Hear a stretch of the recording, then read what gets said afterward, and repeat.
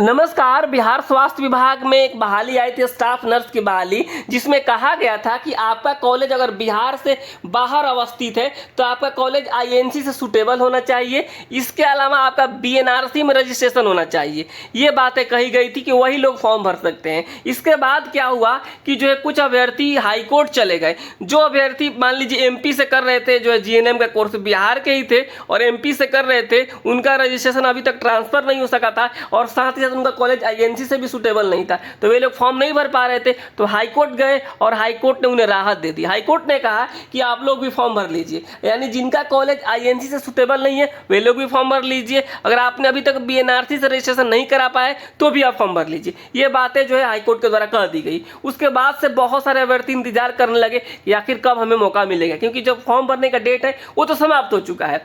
तो इसके ऊपर भी हम बात करेंगे। इसके अलावा एज कट ऑफ को लेकर तो ऑलरेडी स्वास्थ्य विभाग के द्वारा इस चीज को कम कर दिया गया है, यानी कर दिया गया एक लेटर जारी करके, और उसके बाद से जो बीटीएससी इस पे जो है काम कर लिया है। यानी पहले जब फॉर्म निकला था ना, उसमें कहा गया था कि 1/8/2024 को जो आपका 21 साल होना चाहिए तो आप फॉर्म भर सकते हैं।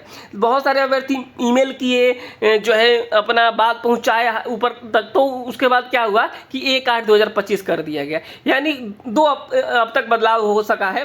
एक आईएनसी कॉलेज अगर आपका नहीं है तो भी आप फॉर्म भर सकते हैं। इसके अलावा आपका जो है रजिस्ट्रेशन नहीं है तो भी भर सकते हैं। अगर आपका एज 1/8/2025 को 21 साल होता है तो भी फॉर्म भर सकते हैं। ये चीज़ें बता दी आपको। इसके अलावा जो कम से कम कितना नंबर लाना है ये भी आपको बताएंगे इस वीडियो में। बहुत सारे लोग पूछ रहे हैं कि अगर आप मान लीजिए कि हम बिहार से बाहर से हैं तो आपको कितना नंबर लाना है। एक बात और पूछा जा रहा है कि मान लीजिए हम बिहार से हैं और हमने एमपी से किया है तो हम किस कैटेगरी में जाएंगे और हमको कितना नंबर लाना होगा ये भी बता देंगे। ठीक है, तो ये सारी चीज़ें समझ लीजिए, क्योंकि ज्वाइनिंग जो होने जा रहा है स्टाफ नर्स का, मैं आपको बता दूं, जो है सितंबर के बाद से क्या होगा कि जो है बिहार में आचार संहिता लग जाएगा। बिहार विधानसभा का चुनाव है, बिहार विधानसभा का चुनाव है। उसके पहले जो है सरकार चाहती है कि हम सारी भर्तियों को पूरा कर ले, और उसी क्रम में बिहार स्टाफ नर्स भर्ती भी अब जो इसमें तेजी आएगी। आपने अभी देखा बिहार में एक एएनएम की बहाली पूरी हुई है। सैटरडे और संडे यहाँ तक ओपन करा दिया गया इस बहाली को पूरा करने के लिए। तो अब स्टाफ नर्स की बारी है, बहुत तेजी से ये काम चल रहा है। सारी चीज़ें आपको इस वीडियो में बता देंगे, तो आप चैनल को सब्सक्राइब कर लीजिए और वीडियो को शेयर कर दीजिए। चलिए इस वीडियो को स्टार्ट करते हैं। देखिए, जब फॉर्म निकला तो एक बात कहा गया था, आप सभी को पता ही है कि जो है यहाँ पे आपका आईएनसी से सूटेबल होना चाहिए। अगर आपका कॉलेज बिहार से बाहर का है तो ठीक है, सूटेबिलिटी लेटर चाहिए, बीएनआरसी में रजिस्ट्रेशन चाहिए। तो इन सबको हटा दिया गया है। अब कहा गया है कि आप फॉर्म भर सकते हैं, आप कोई भी है आइए, बिहार आपका स्वागत कर रहा है। इस तरीके से बातें कही गई है बिहार में। जो चीज़ें सच्चाई है मैं आपको बता रहा हूँ। ठीक है, ये बातें कह दी गई, कोई ज़रूरत नहीं रजिस्ट्रेशन का, कोई ज़रूरत नहीं आईएनसी सूटेबल का, सब लोग भरिए, बाद में आप रजिस्ट्रेशन करवा लीजिए, आपको समय मिलेगा। तो ये चीज़ें हो गई, सबको पता हो गई। अब हम चलिए हम बात कर लेते हैं कि यहाँ कब तक जो है ये रीओपन होगा। देखिए, रीओपन वाला जो आप लोग बहुत पूछ रहे हैं, रीओपन कब होगा। उसके पहले आप एक बात समझ लीजिएगा। यहाँ पे अगर आप चाहते हैं ना कि मान लीजिए आप तैयारी कर लिए हैं, कर रहे हैं, आपको लगता है कि नहीं हमको प्रैक्टिस सेट भी लगाना चाहिए। ठीक है, प्रैक्टिस सेट जरूरी होता है। आप सुना होगा, कोई भी आप कोर्स कर रहे हो, कोई भी जो एग्जाम्स की तैयारी कर रहे हो तो उसमें प्रैक्टिस सेट बहुत बड़ा रोल निभाता है। तो हमारे यहाँ आपको 30 प्रैक्टिस सेट मिल जाएगा, 30 प्रैक्टिस सेट मिल जाएगा।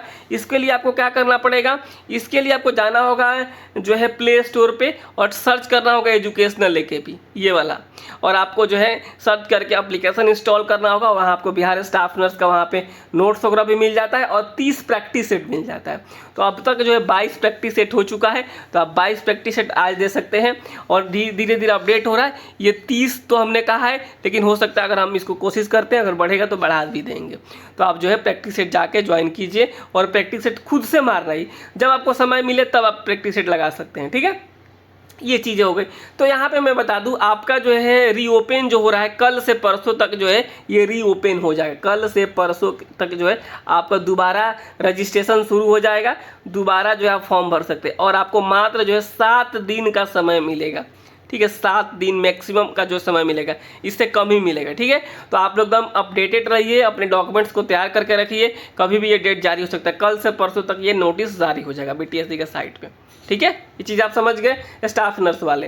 तो ये चीज़ें अब मैं बता देता हूँ कि मान लीजिए कि अगर आप बिहार से हैं, ठीक है, आप बिहार से हैं और आपने कोर्स एमपी से किया है, तो आपको मैं बता दूं, आप कोर्स कहीं से किए उससे कोई फर्क नहीं पड़ता है। आप जिस कैटेगरी से हैं आपको उस कैटेगरी में शामिल किया जाएगा। ठीक है, ये चीज़ें क्लियर, आप कहीं से भी किए हैं उससे कोई मतलब नहीं, आप जिसमें आएंगे उसमें आपको जो है शामिल किया जाएगा। ठीक है, तो एक बात समझ लीजिए, अगर आप बिहार के हैं, ठीक है, अगर आप बिहार के निवासी हैं, कहीं से भी कोर्स किए हैं, तो अगर आप यूआर कैटेगरी से हैं तो आपको जो है 40% लाना होगा, कम से कम जितना का भी एग्जाम होगा उसका 40% लाना होगा। क्लियर।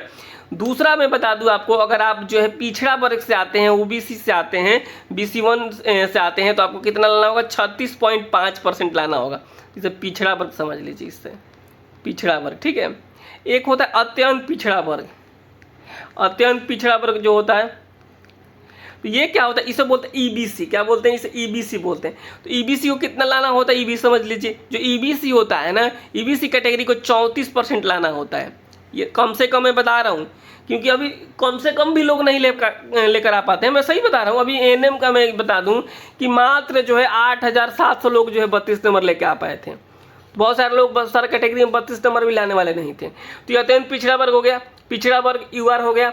इसके अलावा एससी आता है, एससी एसटी को मैं बता दूं कितना लाना होता है, या फिर दिव्यांग है तो आपको 32% लाना है, मात्र 32%। समझ गए आप लोग। यानी यूआर को 40, पिछड़ा वर्ग को 36.5, अत्यंत पिछड़ा वर्ग को 34 और एससी एसटी को 32। ठीक है, और यूआर ईडब्ल्यूएस को बता देते, ईडब्ल्यूएस को भी 40 लाना होता है। ठीक है, इतना कम से कम लाना होता है। क्लियर हो गया। अब हम आते हैं बिहार के लोगों, बिहार से जो बाहर वाले हैं, बिहार से बाहर वाले हैं, आप महिला हैं चाहे पुरुष, ओबीसी हैं चाहे एससी एसटी चाहे ईडब्ल्यूएस, कोई भी आपको लाना होगा 40% कम से कम। ठीक है, ये बिहार से बाहर वालों के लिए। क्लियर है। अब जाते हैं बिहार के बाहर का, अगर आप महिला भी है ना तब भी आपको 40% लाना है। अगर आप बिहार की महिला हैं, बिहार की महिला है और आपका कैटेगरी यूआर है, ओबीसी है, ईबीसी, एससी एसटी कुछ भी है, आपको मात्र 32% लाना है। समझ गए सब कोई। क्लियर है। तो ये चीज़ आप समझ गए तो सही है, नहीं समझे तो दिक्कत वाली बात है कि 32% लाना है। किनको लाना है 32%, तो उनको लाना है जो कि बिहार की महिला है किसी भी कैटेगरी से। ये जो मैंने बताया ये सारा पुरुषों के लिए बताया। ठीक है, चलिए, तो इस तरीके से आप समझ गए होंगे किसको कितना नंबर लेके आना है। तो आप लोग जो अपडेटेड रहिए, बीटीएससी के वेबसाइट को विजिट करते रहिए, बहुत जल्द आपको अपडेट मिलेगा। मैंने बता दिया कल से परसों तक के बीच में आपका दोबारा रजिस्ट्रेशन शुरू हो जाएगा। और ये चीज़ है, यानी स्टाफ नर्स का जो फॉर्म है रीओपन 2 से 3 दिनों में हो जाएगा। ठीक है, कल से परसों तक। और एज के कट ऑफ 1/8/2025 हो गया है। नॉन आईएनसी कॉलेज वाले और या फिर विदाउट रजिस्ट्रेशन वाले भी फॉर्म भर सकते हैं। कम से कम कितना नंबर लाना है कैटेगरी वाइज मैंने बता दिया। 1 हफ्ते का समय जो है मिलेगा और ज्वाइनिंग जो आपको सितंबर के आसपास हो जाएगी। ठीक है, सितंबर फर्स्ट वीक तक आपकी ज्वाइनिंग कराई जा सकती है, क्योंकि जो है चुनाव है और चुनाव के पहले ये भर्ती पूरी हो जाएगी। तो ठीक है, इस वीडियो में इतना ही। 1-2 दिन इंतजार कर लीजिए, जो डॉक्यूमेंट नहीं है आपका डॉक्यूमेंट सही कर लीजिए और फॉर्म भरने की तैयारी कर लीजिए। और साथ ही अगर आप प्रैक्टिस लगाना चाहते हैं तो लगा भी लीजिए। नमस्कार, धन्यवाद।